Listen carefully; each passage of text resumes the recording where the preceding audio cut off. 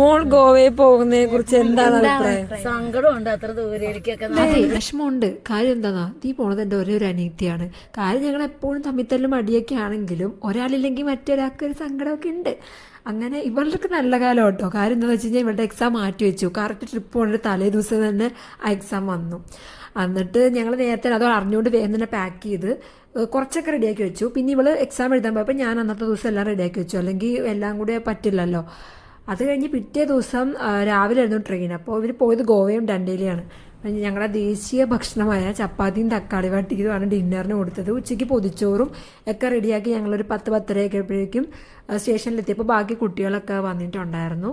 പിന്നെ എല്ലാവരും കൂടി ട്രെയിനും ആ ടൈമിൽ തന്നെ കറക്റ്റ് വന്ന് എല്ലാവരും കൂടി കയറിയിരുന്നു. എനിക്ക് സത്യം പറഞ്ഞാൽ വിഷമമൊക്കെ ഉണ്ടായിരുന്നു. പിന്നെ ഞാനത് എക്സ്പ്രസ് ഒന്നും ചെയ്തില്ല, അവിടെ അങ്ങ് ഇരുന്നു.